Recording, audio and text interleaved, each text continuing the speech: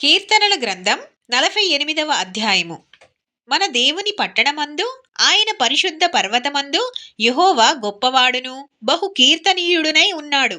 ఉత్తర దిక్కున మహారాజు పట్టణమైన సీయోను పర్వతము రమ్యమైన ఎత్తుగల చోటనుంచబడి సర్వభూమికి సంతోషకరముగానున్నది. దాని నగరులలో దేవుడు ఆశ్రయముగా ప్రత్యక్షమగుచున్నాడు. రాజులు కూడిరి, వారు ఏకముగా కూడివచ్చిరి. వారు దాని చూచిన వెంటనే ఆశ్చర్యపడిరి, భ్రమపడి త్వరగా వెళ్ళిపోయిరి. వారచ్చట నుండగా వణకును ప్రసవించు స్త్రీ వేదనయు వారిని పట్టెను. తూర్పు గాలిని లేపి తర్కీషు ఓడలను నీవు పగులగొట్టుచున్నావు. సైన్యముల కధిపతియగు యెహోవా పట్టణమునందు, మన దేవుని పట్టణమునందు మనము వినినట్టుగానే జరుగుట మనము చూచియున్నాము. దేవుడు నిత్యముగా దానిని స్థిరపరచియున్నాడు. దేవా, మేము నీ ఆలయమునందు నీ కృపను ధ్యానించితిమి.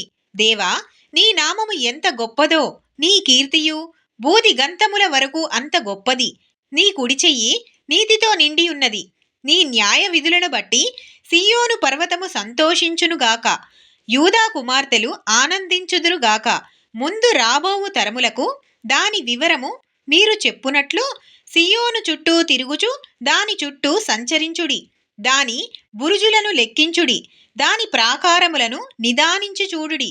దాని నగరులలో సంచరించి వాటిని చూడుడి. ఈ దేవుడు సదాకాలము మనకు దేవుడై ఉన్నాడు.